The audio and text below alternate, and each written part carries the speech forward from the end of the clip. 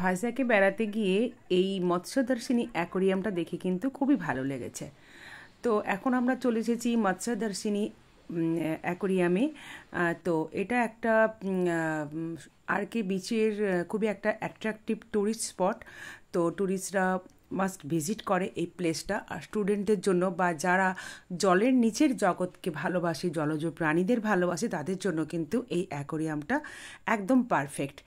এখানে বিভিন্ন প্রজাতির মাছ, কচ্ছপ আর রেয়ার এখানে প্রজাতির দেখাও পাওয়া যাবে। খুব ভালো করে এখানে সংরক্ষণ করে রাখা আছে। আর অ্যাকোরিয়ামটা খুবই ভালো লোকেশনে অবস্থিত, মানে আর কে সি বিচের একদম কাছেই হচ্ছে এই মৎস্যদর্শিনী অ্যাকোরিয়ামটা, ওয়েল মেনটেন্ড। আর এখানে টিকিট হচ্ছে প্রাইস 30 রুপিস।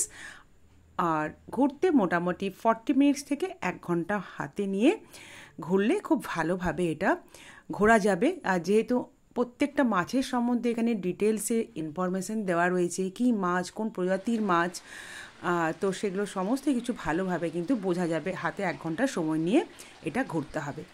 তো খুবই ভালো লাগলো এই অ্যাকোরিয়ামটা যখন আমরা ভিজিট করলাম। আর এত তো বুঝি না জলের নিচের জগৎ সম্বন্ধে, এতটা ইন্টারেস্ট আমার নেই, কিন্তু আমার ছেলের কিন্তু খুবই ভালো লেগেছে এই অ্যাকোরিয়ামটা। ও সমস্ত কিছুই নোট ডাউন করেছে, ভিডিও করেছে। এই ভিডিওটা অ্যাকচুয়ালি আমার ছেলেরই তৈরি করা।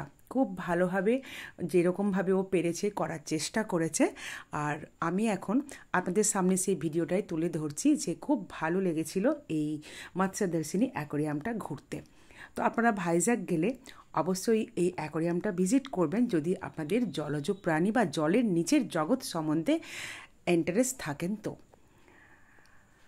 তো এই হলো মৎস্যদর্শিনী অ্যাকোরিয়াম। প্রত্যেকটা অ্যাকোরিয়ামের ওপরে মাছের ডিটেলস, কচ্ছপের ডিটেলস, প্রজাতি অ্যান্ড আরও যা যা রেয়ার এখানে জলজ প্রাণী রয়েছে। এখানে প্রচুর টাইপের কচ্ছপ দেখেছি।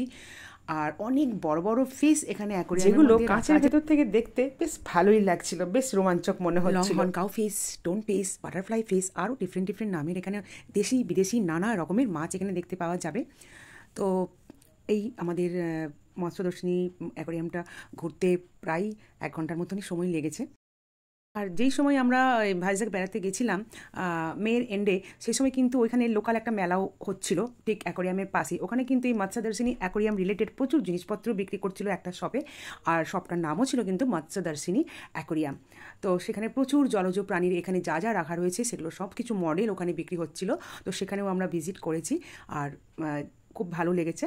তো হোপ কিছু ইনফরমেশান যদি আপনারাও কমেন্ট হিসেবে দিতে চান অবশ্যই দিতে পারেন। তো এখানেই শেষ করছি আজকের এই মিনি ভ্লগটা।